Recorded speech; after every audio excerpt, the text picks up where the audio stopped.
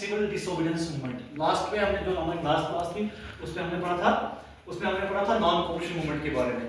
हमने पढ़ा था उसमें कि उसका बैकग्राउंड क्या था, उसके बाद क्या कारण थे उसके, और फिर वो नॉन कोऑपरेशन मूवमेंट कैसे आगे बढ़ता है। बाद में गांधी जी को नॉन कोऑपरेशन मूवमेंट को भी वापस लेना पड़ता है। उसके बाद नेक्स्ट जो आता है that is salt march and civil disobedience movement. ये दोनों मूवमेंट जो है एक साथ साथ में चलते हैं।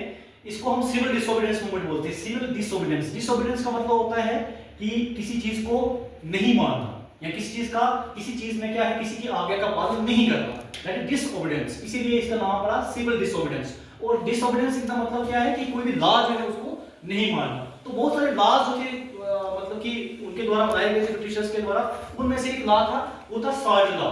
यानी कि ब्रिटिशर्स ने ऐसा कानून बनाया था कि वो साल्ट जो है वो सिर्फ और सिर्फ वही बना सकते हैं, कौन, ब्रिटिशर्स, और उसके ऊपर टैक्स भी वो लगाते थे। तो सिविल डिसोबीडियंस को हम समझें तो आप इसको क्यों बोलते हैं, क्योंकि डिफरेंट लॉ जो थे वो जो है उनको अपोज करना जो है इस जो है मूवमेंट का मकसद था। इनमें से एक लॉ था साल्ट लॉ, इसीलिए इसको बोलते हैं साल्ट मार्च। ठीक है। और इस मूवमेंट को आगे बढ़ाने के लिए जो मूवमेंट चलाया गया, इसको हम साल्ट सत्याग्रह के नाम से जानते हैं। साल्ट सत्याग्रह के नाम से भी जानते हैं। तो अगर हमें क्वेश्चन पेपर में आ जाता है साल्ट सत्याग्रह आ गया, या फिर साल्ट मार्च आ गया, या सिविल डिसोबीडियंस आ गया, तो आप इसमें जो है कंफ्यूज होना, ये एक ही चीज है, राइट। अब वो क्या है कि गांधी जी ने सोचा था कि किस तरीके से लोगों को यूनाइट किया जाए, किस तरीके से लोगों को जो है इकट्ठा किया जाए ताकि हम मूवमेंट को आगे बढ़ाएंगे। तो उनके दिमाग में एक चीज आती है साल्ट को लेके कि साल्ट एकमात्र ऐसी चीज है जो हर कोई कंज्यूम करता है जिसको, तो इसको देखते हुए सभी लोग जो है इकट्ठा हो जाएंगे और मूवमेंट जो है स्टार्ट करेंगे। तो बढ़ते हैं, क्या है सबसे पहले क्या लिखा है, Gandhi ji felt that salt could become the powerful symbol to unite the nation. पूरे नेशन को यूनाइट करने के लिए क्या है, साल्ट ही एकमात्र ऐसी चीज है जिससे हम लोगों को क्या कर सकते हैं, इकट्ठा कर सकते हैं। मतलब क्या लिखा है मैंने यहाँ पर देखो, symbol to unite the nation, यानी कि अपने राष्ट्र को हम जो है यूनाइट कर सकते हैं ब्रिटिशर्स के खिलाफ। तो अगर हम देखें इसमें तो इसमें क्या चीजें थी, salt consumed by the rich and poor alike. उनका ये मानना था कि रिच भी और पुअर लोग दोनों जो है साल्ट को कंज्यूम करते हैं। British government charge high tax on salt. Salt जो है एक हमारी डेली नीड, मतलब हम एसेंशियल गुड्स की हम बात करते हैं तो साल्ट को हर कोई कंज्यूम करता है। लेकिन गांधी जी का ये मानना था कि एक जो है साल्ट एक ऐसी चीज जिसके ऊपर ब्रिटिशर्स ने क्या कर दिया, टैक्स लगा दिया था। अब बहुत ही जो है इनका एक अनजस्ट जो एक्शन था कि साल्ट के ऊपर टैक्स लगा दिया, हमने लैंड के ऊपर टैक्स लगाया था, प्रॉपर्टी के ऊपर टैक्स लगाया था, लेकिन साल्ट के ऊपर हमने टैक्स लगा दिया था। तो इसीलिए जो है ये जो है मूवमेंट्स जो है वो चलाया हुआ था। British government had monopoly over the production. और ब्रिटिश मोनोपोली का मतलब क्या होता है कि कंट्रोल। ब्रिटिशर्स के पास पूरा कंट्रोल था कि वही उस मतलब कि साल्ट को बना सकते थे। प्रोडक्शन क्या होता है, किसी चीज को बनाना।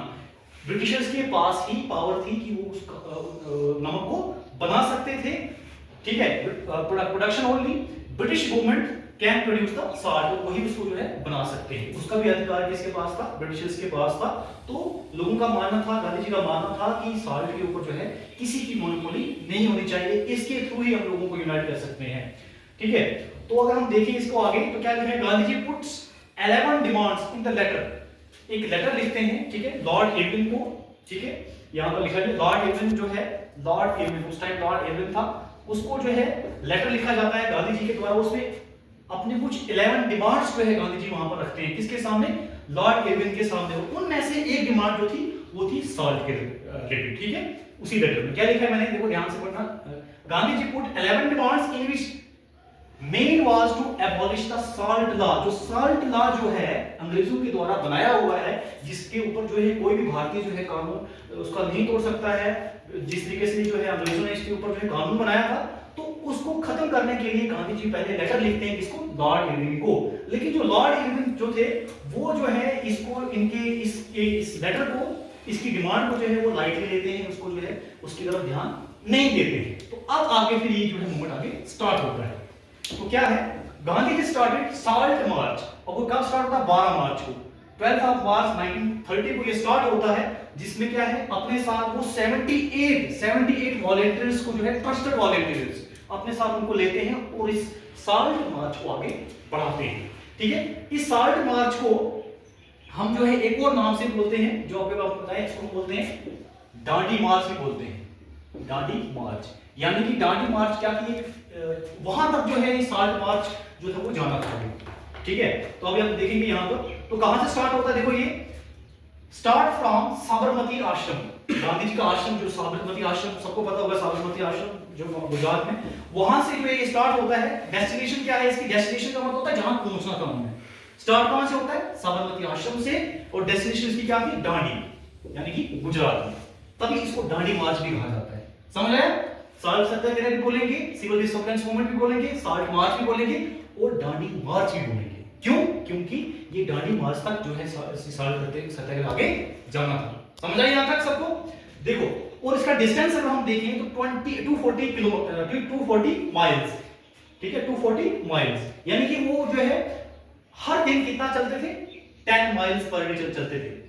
मतलब इस तरीके से उनका जो है वो साल्ट मार्च जो है चल रहा था। और इसका ड्यूरेशन कितना रहा, 24 डेज, 24 दिन तक जो है ये चला था। ठीक है, साल्ट मार्च। ये कुछ फैक्ट्स हैं आपने याद रखने हैं। मतलब साल्ट मार्च साबरमती आश्रम से स्टार्ट होता है, दांडी मार्च तक जाना था। ये 240 किलो जो 240 माइल्स जो है इसका मतलब डिस्टेंस था, और ड्यूरेशन था 24 डेज। ठीक, उसके बाद हम देखें तो on 6th of April Gandhi ji reach, और वो कब पहुंचते हैं, 6th ऑफ अप्रैल, यानी कि 6th अप्रैल को स्टार्ट कब हुआ था ये, 12 मार्च को। 6th अप्रैल को कहां पहुंचते हैं, दांडी पहुंचते हैं वहां पर, एंड स्टार्टेड सिविल डिसोबीडियंस। और वहां पर क्या करते हैं, ये सिविल डिसोबीडियंस को स्टार्ट करते हैं movement by breaking the salt law. मतलब वहां पर पहुंचते हैं और वहां पर जो साल्ट को मतलब अपने हाथ में इस तरीके से लेते हैं और मतलब ये शो करते हैं कि अंग्रेजों के द्वारा जो बनाया हुआ ये साल्ट लॉ है इसको मैं खत्म करता हूं। राइट, वो जो अधिकार था अंग्रेजों के पास उसको उन्होंने खत्म कर दिया, उसको मतलब मानने से इनकार कर दिया। That it is known as civil disobedience. ठीक है, कनेक्ट करना है दोनों चीजों को साथ में। ठीक है, तो disobedience movement by the breaking the salt law, वो साल्ट लॉ को समाप्त कर देते हैं। तो इस तरीके से हम जानते हैं कि साल्ट लॉ जो है इसी के रिगार्डिंग हम इसको बोलते हैं सिविल डिसोबीडियंस मूवमेंट। समझ आया अच्छे से ये? अगर हम देखें इसका कंक्लूजन निकाले, अगर हम जो हमने पीछे पढ़ा, कौन सा मूवमेंट पढ़ा हमने, नॉन कोऑपरेशन मूवमेंट पढ़ा ना। दोनों में अगर हम डिफरेंस निकालें तो क्या है, दोनों का मकसद एक ही था। क्या? जो नॉन कोऑपरेशन का मकसद था वो क्या था, not to cooperate with the British government, कि ब्रिटिश गवर्नमेंट को कोऑपरेट नहीं करना है ना, लास्ट में पढ़ा था। इसमें भी वही बात है, not to cooperate with the British government, British government को कोऑपरेट करना ही नहीं है। प्लस इसमें हमने एक चीज क्या ऐड करनी है, इसमें क्या करना है कि also break the colonial laws. जितने भी उन्होंने ब्रिटिश गवर्नमेंट के द्वारा जो लॉज बनाए थे उनको ब्रेक करना, उनको तोड़ देना है। यहाँ पर था मानना नहीं है, इन्होंने बोला यहाँ पर हम लॉ को ही नहीं मानेंगे। ठीक है, इसको कोऑपरेट तो हम नहीं करेंगे, प्लस इसके साथ साथ लॉज को हम जो है तोड़ देंगे, इनको हम नहीं मानेंगे। इसीलिए इसको बोला जाता है सिविल डिसोबीडियंस मूवमेंट। तो क्या है, सिविल सत्याग्रह, सिविल डिसोबीडियंस मूवमेंट और दांडी मार्च। ठीक, दैट्स इट।